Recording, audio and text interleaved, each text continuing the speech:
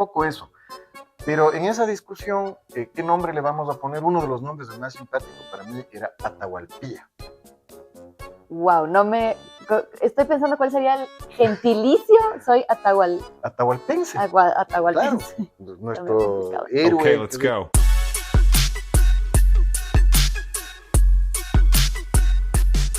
Bueno, queridos politecarios, bienvenidos a un nuevo podcast aquí en la Politeca. Esto es Enlace Ciudadano, el segmento que nos gusta más porque además tenemos la oportunidad de estar junto a grandes expertos. El día de hoy nos acompaña justamente Sebas Donoso, quien es experto además en temas de historia, pero también es un gran profesional en todos los ámbitos que pues tenemos acá. Ya nos va a hacer una presentación mucho más breve también de su perfil y quiero agradecerte muchísimo por acompañarnos en este espacio y en este episodio, porque el día de hoy nos trae el hablar de por qué diablos llegamos a hacer algo llamado Ecuador. Entonces, tal vez ahí te empiezo a preguntar, Sebas, como ecuatoriano, ¿qué se siente vivir en Ecuador? Y ya vamos a ir hacia atrás de, oye, ¿cómo llegamos a ser lo que somos? ¿Qué se siente ser ecuatoriano? Se siente lo mismo que se sentiría si uno fuera de cualquier nacionalidad que ama, ¿no es cierto? Creo que ser ecuatoriano es identificarse con el suelo patrio, con el terruño, ¿no es cierto? Cuando yo era niño usábamos un libro que se llamaba El Terruño. Yo también lo vi, así que no es que tenemos una brecha generacional tan grande, yo también tenía un terruño. Venir de un territorio llamado Ecuador y sentirse afín con el territorio, culturalmente hablando, amar el territorio donde uno nació, o sea, ser nacionalista. Si uno nace en cualquier otro país, creo que el sentimiento es el mismo, aunque hay gente que odia su país, pero sentirse ecuatoriano se siente bien cuando te identificas con el país donde naciste y estás contento, te sientes satisfecho, sientes que perteneces. Y parte de eso hizo que elijas lo que elijas de estudiar y luego especializarte en temas de historia andina. O sea, ¿cómo fue ese proceso de llegar hasta donde llegaste? Bueno, mi título máximo es, yo soy doctor en Historia de los Andes por la Flaxo. Ok. La historia para mí ha sido siempre una pasión. Para mí ha sido una pasión. No estudié historia, pero siempre investigué y escribí libros por mi cuenta, como historiador independiente. Me formé más bien como abogado en la USFQ y como internacionalista. Ahí compartíamos historias, me acuerdo. Sí. De profes, de un poco de la selección de carreras. ¿Y cómo es que esta abogacía, este intencionalismo, te va justo trasladándose hacia esta parte histórica? Fue al revés.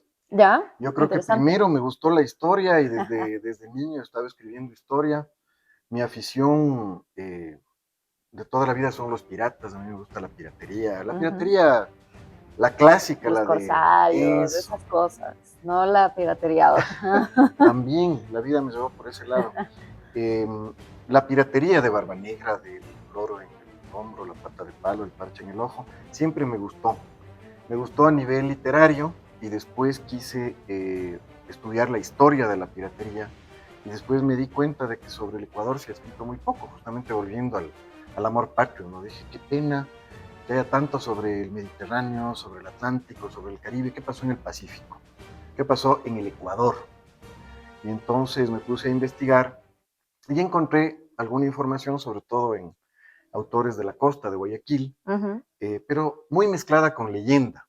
No me quedaba claro dónde. Porque a nosotros nos gusta el storytelling, entonces nos gusta meterle la salsa a la historia. Exacto, no me quedaba nunca claro porque no citan las fuentes. Los historiadores antiguos no citan las fuentes. No me quedaba claro dónde se acababa la historia y empezaba la leyenda. Entonces no encontré algo verdaderamente histórico. Y andaba medio desesperado en el primer año de universidad. Ya tenía un montón de borradores que había trabajado y cosas que había investigado porque el interés por la piratería se volvió académico. Y fui donde mi querido maestro de historia, el Carlos Freile, en la San Francisco. Que le mandamos saludos y que le tendremos en este espacio. Carlitos, muchos saludos. Y le dije, oiga, Carlos, estoy desesperado porque no hay el libro que estoy buscando. Y me dijo, si no encuentras el libro que estás buscando, escríbelo. Y de ahí salió mi primer libro que se llama Piratas en Guayaquil. Qué increíble. Que es la historia del asalto de los piratas de Guayaquil en 1687. Pero que ahí sí yo cuento qué es historia, qué es leyenda, qué se puede comprobar con documentos, qué pasó, qué no pasó, etcétera.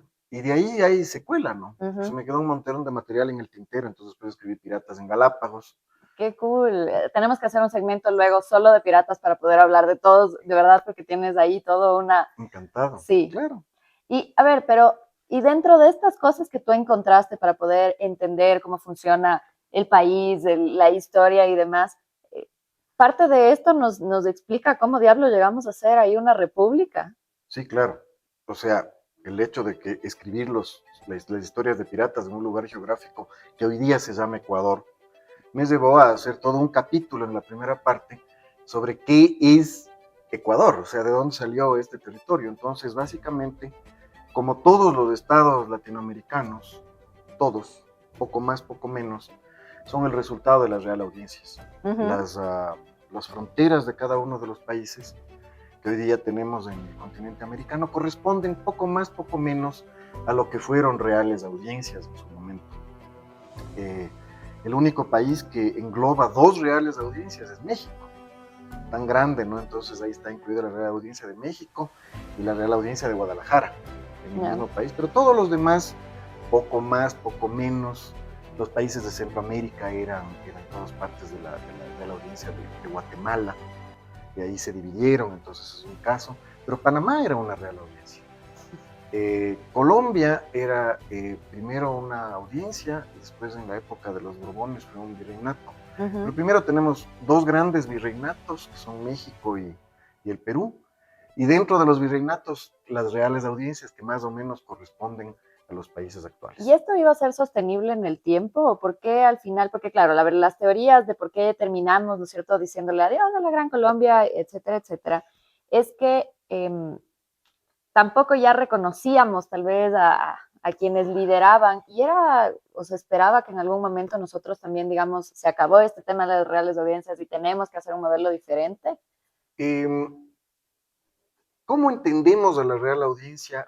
Es interesante poder hablar administrativa y jurídicamente hablando de qué eran tribunales. Ajá, Real Audiencia quiere decir corte.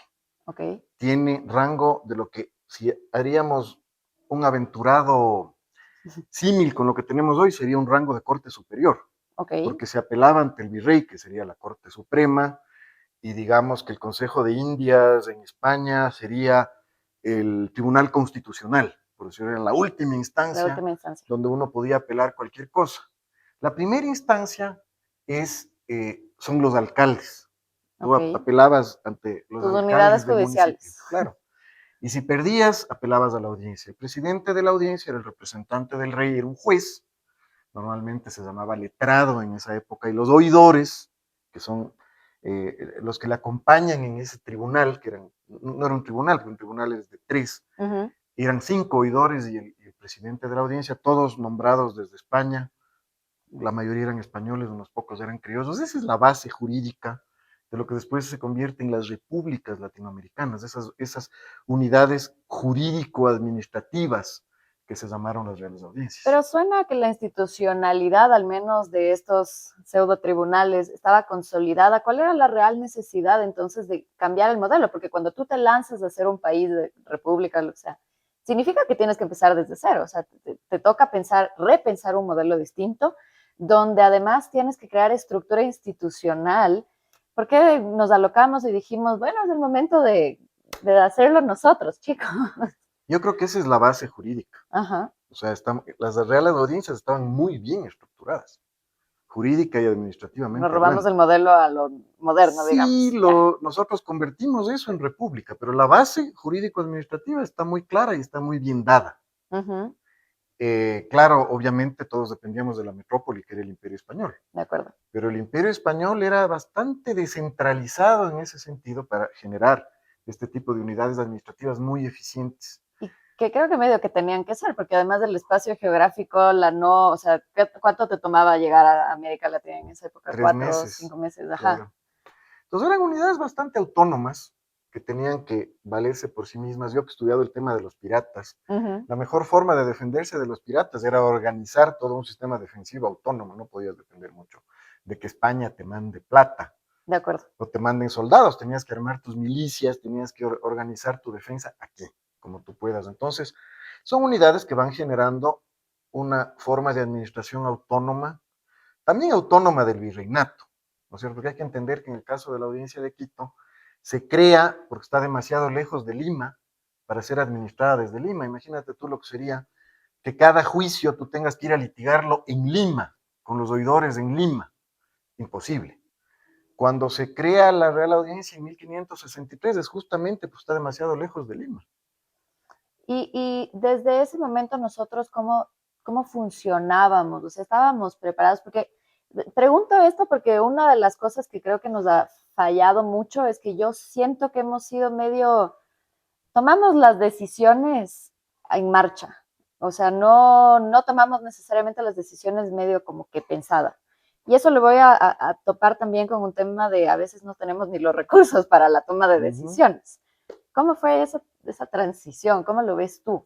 Es que las revoluciones son así, las revoluciones son impredecibles, son momentos que sobrevienen a la voluntad y a la capacidad de decisión de las personas. Todo el mundo sabe cómo empieza la revolución, nadie sabe cómo va a terminar. Y la independencia fue una guerra civil que nos cogió un poco a todos por sorpresa. No sé realmente cuán preparados estábamos para ser independientes, pero ¿quién está? Ese es el tema. Era ahora o nunca, o sea, era la decisión de te Fue tocaba ese hacerlo o no. momento donde se precipitaron las cosas a principios del siglo XIX, con todo lo que ya venía pasando. Digamos, en primer lugar se construyó y se consolidó un nacionalismo criollo, ¿no es cierto? A lo largo del siglo XVIII. La idea de que sí somos españoles, somos parte del imperio español, pero antes que nada somos quiteños. La identidad nacional quiteña que empieza a surgir en este territorio, que está demasiado lejos de Bogotá para considerarnos neogranadinos y está demasiado lejos de Lima para considerarnos peruanos, aunque en los documentos de la época siempre dice Quito en el virreinato del Perú. O sea que en cierta forma sí estábamos medio empujándonos en algún momento a decir necesitamos nuestro propio espacio. Sí, claro, empieza a surgir el nacionalismo criollo, tampoco queremos ser peruanos, no queremos que nos llamen peruanos, empezamos a llamarnos quiteños, los de Y Guayaquil, a los de ver, eso es súper Cuenca. interesante porque tú hablas mucho de Quito, y ¿por qué no nos terminamos llamando República de Quito? Porque los cuencanos y los guayaquileños se Porque no nos opusieron. dejaron.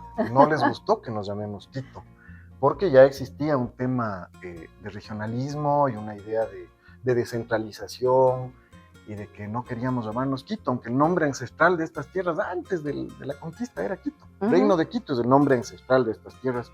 Ya quedó Pero ahí. un poco lo que sucede es que se nos viene el caos encima en el siglo XIX. Primero, como te digo, la construcción de un nacionalismo criollo que se va a plasmar en la obra del padre Juan de Velasco, La historia del Reino de Quito, que es la búsqueda de darle una identidad propia a esta tierra y a sus habitantes, que no son incas, ni tampoco españoles, donde los incas también son conquistadores, igual que los españoles, también son unos foráneos que nos vinieron a conquistar. Entonces ese es el punto de partida. Y después, claro, las reformas borbónicas, todo lo que pasa en el siglo XVIII que va socavando de alguna manera las bases del poder imperial español, ¿no es cierto? El imperio español también ya está en su decadencia. Sí. Y luego llega Napoleón, y Napoleón implica una ruptura con el imperio y nos obliga a volvernos autónomos. Y lo que hacen los criollos, los marqueses criollos y las élites intelectuales de Quito es tomarse el poder sobre la base de la doctrina de San Agustín y de Santo Tomás de Aquino, ¿no es cierto? Y a ver, ahí otra pregunta, pero entonces si es que dijimos no lo podemos hacer de esta forma, ¿por qué de pronto nace esta idea de llamémonos Ecuador? A ver, vamos por partes. Voy a terminar de contarte lo que te estaba contando. En la doctrina española del poder, sobre el poder político, basada en Santo Tomás y en la Suma Teológica y también en la Ciudad de Dios de San Agustín, el poder viene de Dios al pueblo, y el pueblo lo delega en el rey. Y cuando el rey es ilegítimo, cuando el rey se convierte en tirano, el pueblo puede quitarle el poder y retenerse el poder hasta que venga el rey legítimo. Y sobre la base de esa lógica, el pueblo quiteño, representado por los marqueses quiteños y la intelectualidad quiteña de la época, se toma el poder. O sea, era momentáneo, dices tú. Claro, se toma el poder porque estaba siendo usurpado por Napoleón y por José I. Bonaparte, que no eran reyes legítimos. Vamos a esperar un ratito a que vuelva el rey que... Exacto, Así hasta es. que regrese el bien amado Fernando VII. El problema es que cuando regresa el bien amado Fernando VII, fíjate todo lo que pasó en Quito, ¿no? La masacre del 2 de agosto de 1810, murieron 500 personas en la calle, defendiendo a sus representantes, que a su vez eran los representantes del rey legítimo. Todo eso nos ha generado fricciones con el Perú, porque ¿quién mandó al coronel Arredondo a masacrar a la gente en Quito? El virrey Abascal, para poner orden a estos quiteños insurrectos. Quito ha sido siempre la ciudad de las rebeliones toda la vida. Nos sigue representando. Claro.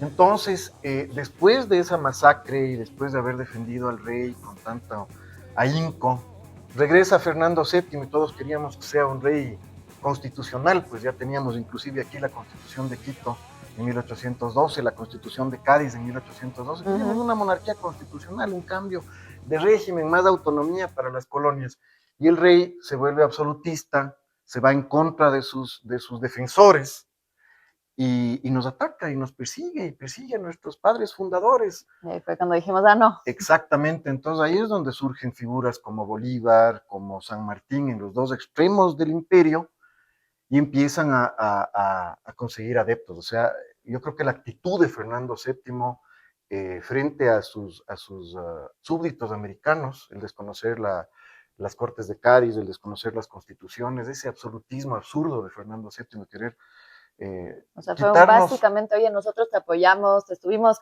cuidando, protegiendo y así nos pagas, entonces chao. Exactamente, más o menos así. En resumidas cuentas, mi forma de resumir la historia está bien triste. Bolívar prácticamente lo que busca es convertir a lo que fue el virreinato de Nueva Granada en un gran país, que les llama República de Colombia.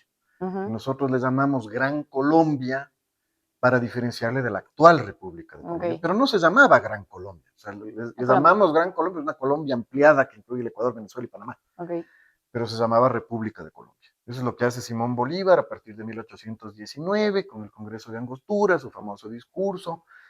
Él empieza a constituir este país. Él llega acá con su ejército, le manda a su general Sucre acá a pelear, primero por Guayaquil y después subir hacia la sierra a pelear por la independencia de la sierra, hasta que finalmente el 24 de mayo de 1822 esta tierra se independiza e inmediatamente se incorpora al proyecto bolivariano.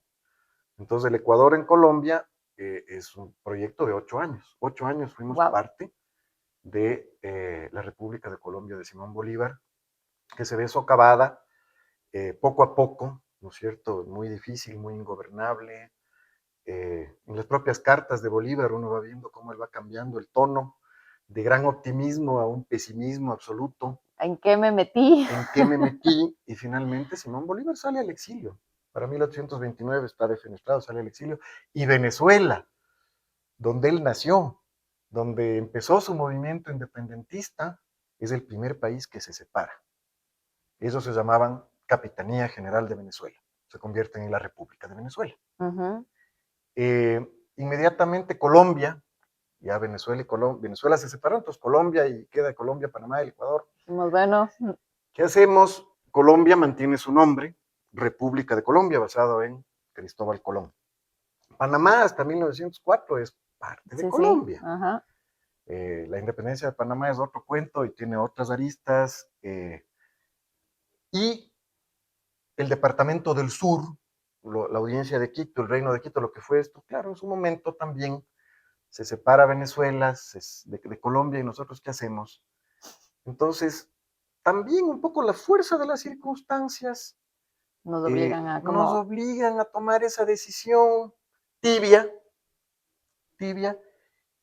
y hay dos fechas históricas ahí importantes que nos olvidamos. La primera es el 13 de mayo de 1830, cuando formalmente proclamamos nuestro deseo de separarnos de la República de Colombia, y después el septiembre, 18 me parece que es, 18 de septiembre de 1830, cuando se promulga la primera constitución en Riobamba. Pero para esto ya teníamos medio una idea hacia dónde queríamos ir, porque creo que también la decisión de quién va a liderar no fue una decisión fácil de tomar. Muy difícil. El 2 de agosto de 1810, Ujú. volviendo a la masacre, perdimos a nuestros padres fundadores.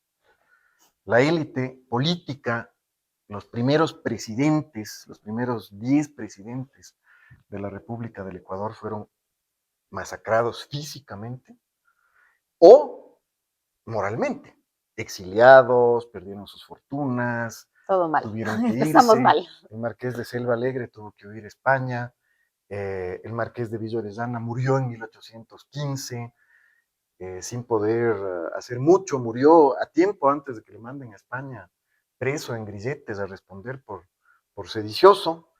Los hermanos Ascasubi, eh, todos los próceres, pues el doctor Quiroga, Morales, que eran los rectores de las universidades. Por esto digo, es una mezcla de la élite criolla y la intelectualidad quiteña, que son los rectores de las universidades, y más un montón de gente del pueblo, Ajá. un montón de gente del pueblo de Quito en general, de todos los estratos sociales.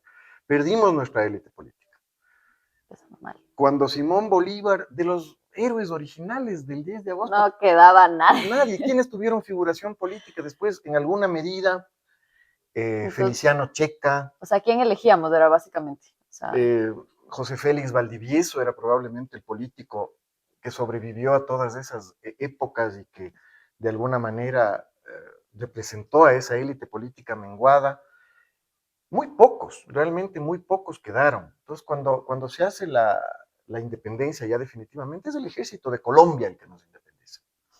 Es el ejército de Colombia, qué horror. con parte del ejército de San Martín, ¿no es cierto? El general Lavalle, que era argentino, y el ejército colombiano. Entonces, el ejército colombiano es el que se hace cargo de la administración, en parte porque no había una élite local que se haga cargo de la administración. Es cuando Bolívar llega a Quito, ve que ¿y quién va a administrar esto? En nombre de la República de Colombia. Entonces, nombra varios administradores, jefes supremos de este territorio. Primero fue José Félix Valdivieso en un momento y después, justo entre el 28 al 30, Juan José Flores, que era uno de los principales generales Y de ahí, ¿por Bolívar. qué eso lo termina eligiendo a Flores? Porque ahí también la disputa de, oye, ¿quién mismo va? Tal vez debería ser Rocafuerte, o sea, Fuimos a lo fácil. uh-huh. Él ya llevaba 2 años en el cargo. O sea, tú ya conoces y en todo Sí, caso, ya sabía. Flores ya era prácticamente un quiteño, ¿no? no. Flores nació en Puerto Cabello, en Venezuela, pero Uh-huh. Fue toda, adoptado por nosotros. sí, pero todavía no había república. O sea, ser venezolano, ser quiteño daba más o menos lo mismo. Entonces yo no lo veo a Flores como un foráneo, como suele hablar cierta historiografía. Era uno de los generales que estaba capacitado para el cargo y que Bolívar le dijo, ve, hágase cargo. Y Flores asumió el reto. Entonces durante los últimos 2 años de la permanencia de Quito, Uh-huh. del Ecuador, de lo que después fue el Ecuador en Colombia, Flores fue el administrador. Entonces básicamente en el momento de la independencia, los constituyentes en la asamblea de Riobamba de 1830 le dicen a Flores, no, usted ya está en el cargo, Ya que es quédese, ¿no es cierto? 30 Después, años de florianismo. después veremos qué hacen los 15. Bueno, No le dejamos llegar a 30. bueno, No nos gustan los presidentes que quieren quedarse para siempre. hemos vivido de caudillos toda la vida. Toda la vida, pero los caudillos no pasan de 15 años. Flores a los 15 años ya tuvo que irse forever. Sí, sí, porque además le perseguían y toda la vaina. Sí, no nos gustan los caudillos que quieren quedarse demasiado tiempo, terminan o exiliados, en el mejor de los casos, o macheteados o arrastrados en el peor de los casos. No nos gustan los caudillos que quieren Nos gusta ser eternizarse en el creativos poder. con los caudillos. Así que Entonces, cuidado con los nuevos porque y no estoy diciendo que eso esté bien, estoy diciendo que así solo históricamente han terminado. iba a pasar. Flores se hace cargo porque las circunstancias así lo mandan. Entonces hay historiadores que llaman al periodo floriano como el periodo del militarismo extranjero, aventurado, porque no eran extranjeros, eran militares colombianos Uh-huh. y venezolanos que administraron la república durante el periodo de Juan José Flores, los 15 años de florianismo de 1830 a 1845. Es en esa primera asamblea constituyente donde se discute el nombre de la nueva república. Ok. Y ahí, el nombre obvio es República de Quito. los azuayos y los guayaquileños Casi nos saltaron matan. hasta el techo y dijeron no, porque ese nombre no nos representa. O sea, el regionalismo es Desde anterior, siempre. es desde la conquista misma, el regionalismo es anterior a la independencia. Ahí está, para ejemplo, las décimas de Guayaquil y Quito del padre Juan Bautista Aguirre, que era un jesuita guayaquileño, que ya deja entrever esas diferencias regionales en un tono simpático, jocoso, burlesco. No, vamos, 3 siglos de Sí, diferencias iba a ser, regionales iba a ser toda la vida. imposible que se acabe el regionalismo, ¿no? Lo único que podemos hacer es canalizarlo en buen sentido, como Tenemos hablábamos una alguna vez cordillera con... de los Andes que nos protege, no matarnos los unos con los Sí, otros en todo no, caso. y hablando con mis amigos historiadores guayaquileños, algunos vivos, otros que ya fallecieron, que les quiero muchísimo, eh, acabar con el regionalismo es imposible. Lo que podemos hacer es morigerar el regionalismo, convertirlo en una sana competencia por ser mejores, Activamos la competitividad. una competitividad sana al estilo liberal. De la... Moneticemos la competitividad en todo caso. Sí, sí, sí, sí, un poco eso. Pero en esa discusión, ¿qué nombre le vamos a poner? Uno de los nombres el más simpático para mí era Atahualpía. Wow, estoy pensando cuál sería el gentilicio. Soy Atahualpense, claro. atahualpense. Está medio Nuestro complicado. héroe que reivindicábamos como propio era nuestro Inca Atahualpa, que era supuestamente, según el padre Juan de Velasco, y también, bueno, varias crónicas, inclusive el más autorizado, Garcilaso Inca, hablan de Atahualpa como un bastardo, porque dicen, no nació en el Cusco, no, no era de linaje inca purísimo, sino que la mamá no era de aquí, era una mujer de por ahí que Huayna Capa conoció. Entonces, nosotros agarramos todas esas temas peyorativos. Pues sí, la mamá era de aquí, era una O sea, indígena no nos llamamos solo porque no nos de estas convenció la tierras. historia. Atahualpía no pasó la votación. Y por ahí algún diputado, sería interesante ir a leer las actas. Sí están en el Congreso Nacional, en el archivo del Vamos a Congreso hacer la están. visita, ahí están los pobres que los Leer las están ahí. actas sobre el debate del nombre del país. Pero alguien propuso, eso me gustaría ver quién, en las actas debe estar, quién dijo, es que en Francia nos conocen como le terre de l'Équateur. ¿Desde cuándo? Desde la expedición de Carlos María de la Condamine, de 1730 al 35, a medir el tamaño de la Tierra y ver específicamente por dónde pasaba la línea ecuatorial y ver si la Tierra era redonda o era achatada en los polos y cuál era el diámetro. Todo eso que vinieron a medir Condamine y sus científicos y su gente, y que, bueno, ahí tenemos la mitad del mundo y por aquí está la pirámide de Ollambaro y hay una serie de pirámides que dan cuenta de esas investigaciones, y fue en Francia, a raíz de la publicación del diario de la Condamine, porque Condamine tiene éxito, es decir, sí, el Ecuador es efectivamente ahí donde se dice, en Francia, donde nos empiezan a sonar las tierras del Ecuador, de tierra del Ecuador. Marvilleux, Es entonces un nombre francés. básicamente, claro, o sea, y además que en esa época me acuerdo que era muy positivo también que tú vayas a Francia, que seas todo un Claro, ilustrado, claro. o sea, el auge también de los nuevos estados, entonces, ¿cómo no te vas a quedar con el nombre Sí, dado por pues. Condamine en esa época? Nosotros, todos los países latinoamericanos que nos independizamos del Imperio Español, España nos parecía una verdadera porquería. Estábamos bravísimos, nos parecía retrógrado, nos parecía anticuado, con todo el cariño que les tenemos a los españoles, porque somos españoles, somos de origen español, tenemos en nuestras venas sangre Pero española. les decíamos así a los españoles, era Vive la France. Claro, y también sangre indígena, obviamente, somos mestizos, tanto cultural como racialmente, a mucho orgullo, pero la base de la cultura es española, pero cuando nos independizamos queremos borrar todo lo español. ¿Cuál es el imperio de esa época, la cuna de la libertad, de las ideas, el siglo de las luces, lo que se va perfilando como grandioso durante todo el siglo XIX, a partir de la Revolución, después viene el caos, después viene Napoleón, después viene la Restauración, después viene Napoleón III. Todo eso es visto como lo moderno, lo evolutivo, lo maravilloso. París es la capital del mundo, esa París del Barón Haussmann, es la grandeza. Entonces nos gusta Francia, hay que hablar francés, hay que vestirse a la francesa, los chapetones, los pelucones eran los que se vestían al estilo francés, hay que hablar francés, hay que estudiar en Francia, hay Hay que ser que, Francia. hay que llamarse como nos llama Francia. Hay que llamarse Terre del Ecuador, las tierras del Ecuador, la República del Ecuador. De ahí surge nuestro nombre. ¿Cómo así no cambiamos el idioma? Creo que ya eso era más Ahí te complicado. cuento una anécdota simpática, porque hay también historiadores, uno oye de todo, ¿no? Hay que borrar los complejos históricos, ¿no? Que los ecuatorianos somos menos o no somos nada, entre comillas, porque nos llamamos como una línea. Sí, Somos bueno, imaginarios. ese es el nombre, sea una línea, sea lo que sea, o sea un cuadrado, o sea una esfera, o sea un punto, da lo mismo. Si vamos por eso, el nombre del Perú es peor, porque el Perú no se llamaba Perú, nadie le puso ese nombre. ¿No? El nombre viene de un malentendido. A ver qué. Francisco Pizarro y su gente pasaban por Tumbes, Okay. buscando el imperio famoso de los incas, del oro, conquistar este imperio enorme, y por ahí se toparon con una balsa. Eso lo cuenta Garcilaso. Se toparon con una balsa donde había unos indios y no tenían intérprete. Y le preguntaron al indio que iba en la balsa, ¿cómo se llama esa tierra que está ahí al frente? Ese famoso imperio de oro. Y trataban en español, y el indio no les entendía nada y les veía y le preguntaban cómo se llamaba. Y el indio no entendía si le preguntaban cómo se llamaba la tierra o cómo se llamaba él. No entendía qué le estaban preguntando. Les dijo su nombre. Les decía algo que sonaba en el idioma del indio como virú, virú, virú, y les repetía.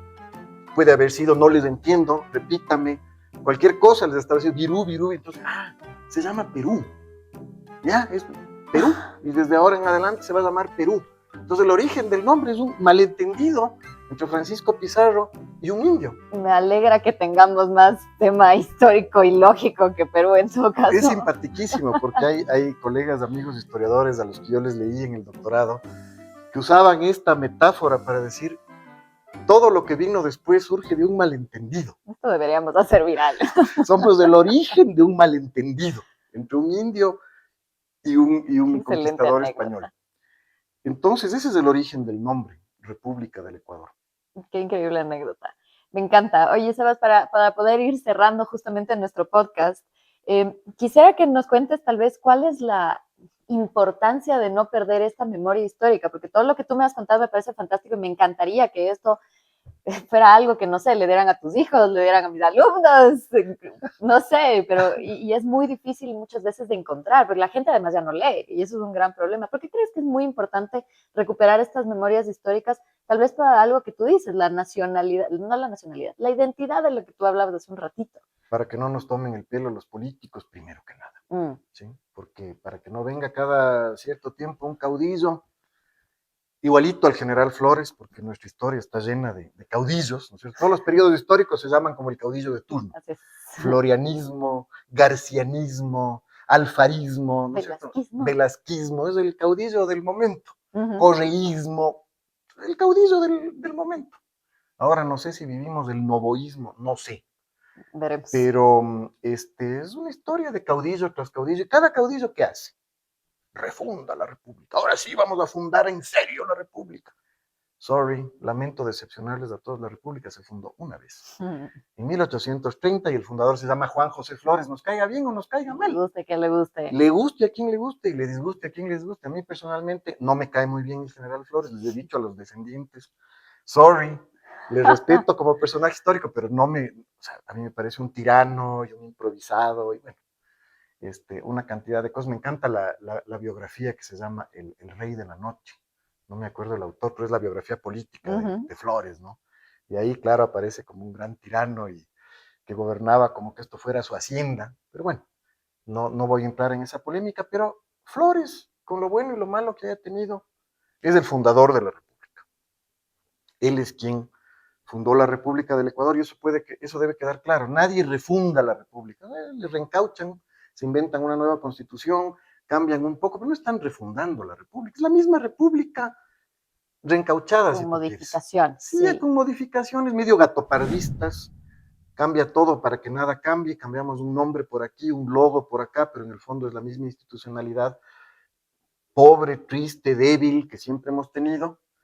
Entonces, primero, para que no nos engañen, para que no nos tomen el pelo, para que nadie nos haga creer que la historia empieza conmigo. A todos los caudillos les interesa borrar la historia.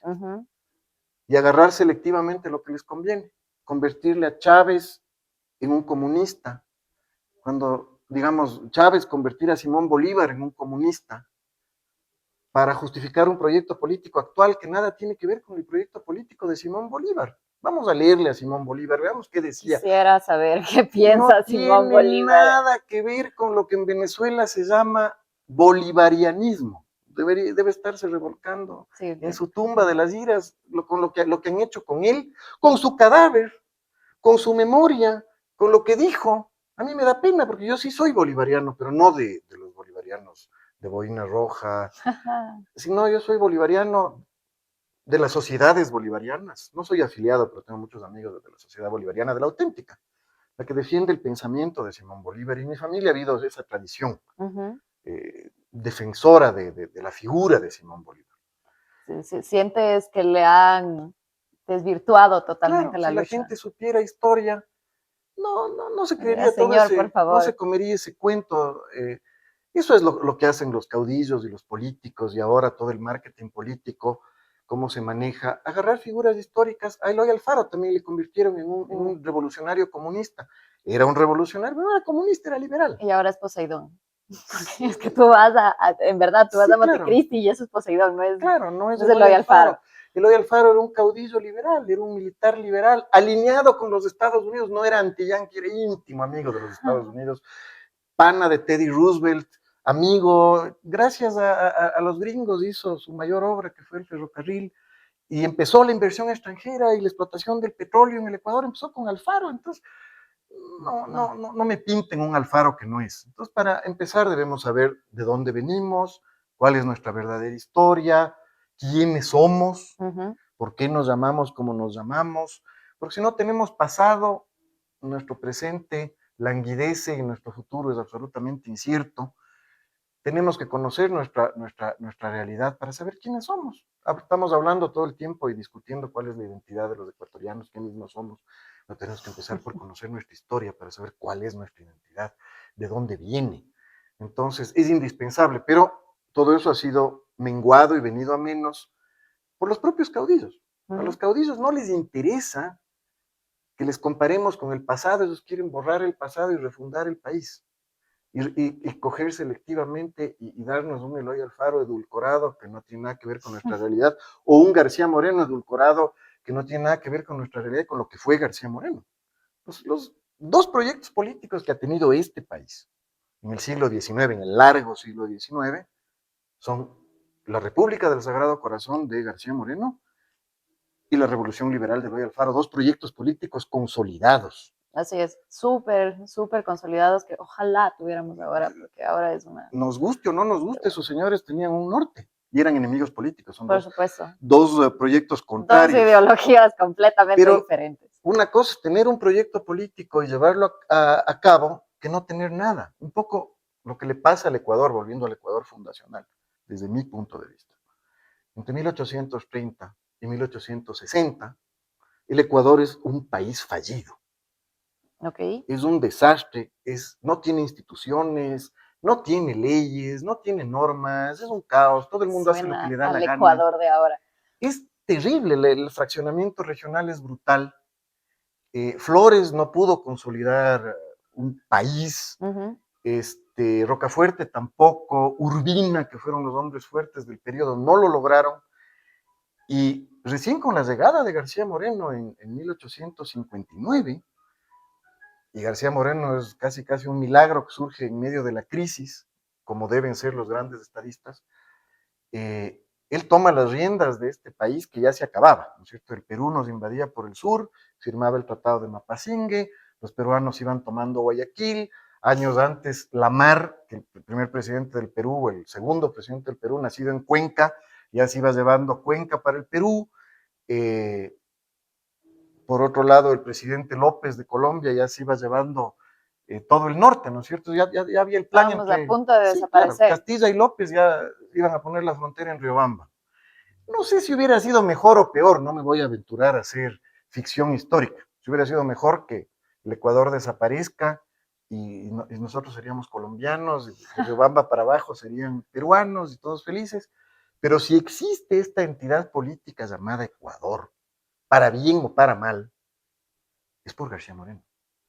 Tomen. El tirano, el monstruo, el mujeriego, todo lo que los motes que le han puesto, que no era tan ni de lo uno ni de lo otro, ni era tan santo como para que le eleven a los altares, ni era tan mujeriego como para todos los hijos que le pintan. Era un hombre de carne y hueso con sus defectos y sus virtudes, pero como estadista, brillante. Salvó este país del caos y le dio forma.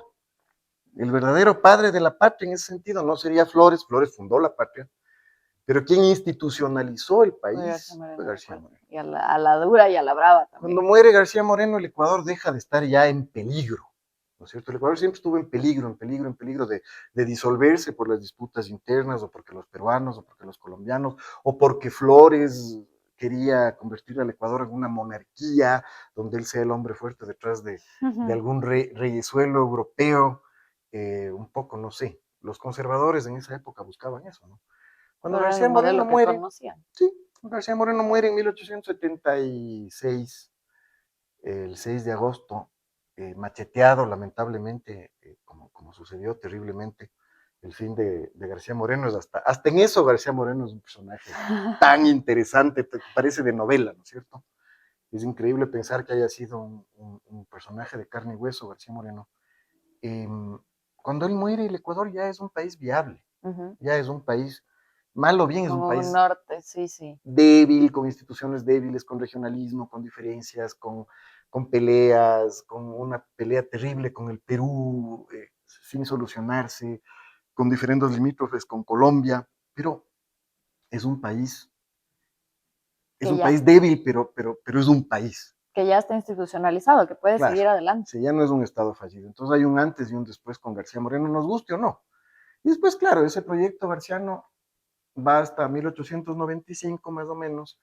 Y en 1895 tenemos otro proyecto político que es el de Alfaro, que prácticamente va a llegar hasta la década de 1930. Y que tampoco fue el santo que le pintan que fue, porque ahí la mano dura de Alfaro también. Es igual que García Moreno. Exactamente, del otro lado. A mí me parece que Eloy Alfaro es, yo por eso soy garciano y alfarista al mismo tiempo. Pues, ay, usted es un tibio, es de derecha o es de izquierda.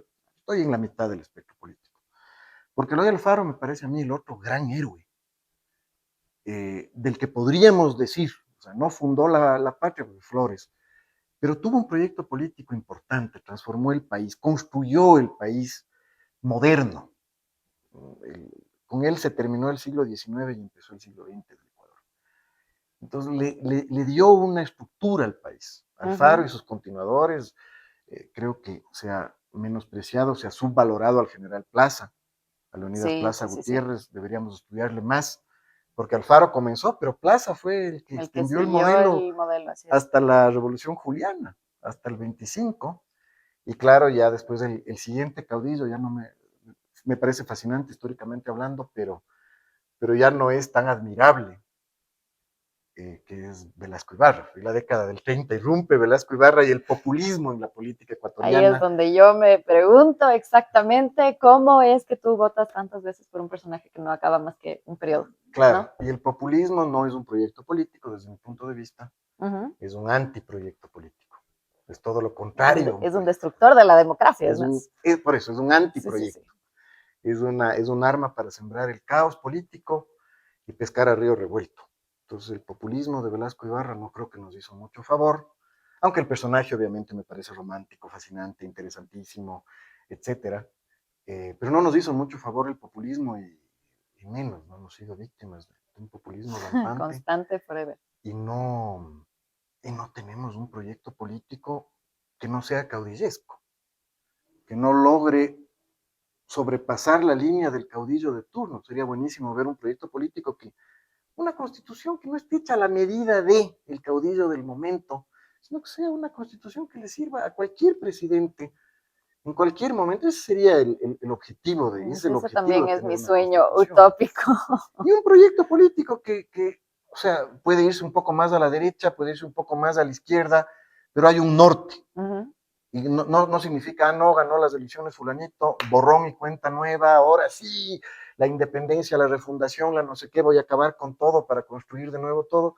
Eso nos ha hecho más daño que bien. De acuerdo. Eso nos ha hecho más daño que bien políticamente hablando en nuestra historia. Les prometemos hacer además un episodio donde podamos abordar más caudillos, porque este tema es súper apasionante. O sea, de verdad, yo también es como... Y el tema de partidos políticos que viene con eso es más apasionante todavía. Pero bueno, estamos ahora así cortos de tiempo y yo te quiero agradecer un montón, Sebas, por habernos abierto primero como las puertas de poder estar acá contigo el día de hoy y de tu tiempo y sobre todo de ese fascinante conocimiento que tienes tú, que eres además, como te digo, un profesional al que admiro mucho y un colega al que quiero un montón también. Así Muchísimas gracias. Muchas gracias. Les invitamos a que puedan seguir estas conversaciones también dentro de todas nuestras redes sociales, porque no se olviden que tenemos varios de estos shorts que van a estar también en TikTok, Instagram y demás. Les esperamos en nuestro próximo episodio. Muchísimas gracias otra vez, Sebas, y un fuerte abrazo a ustedes, queridos politicarios.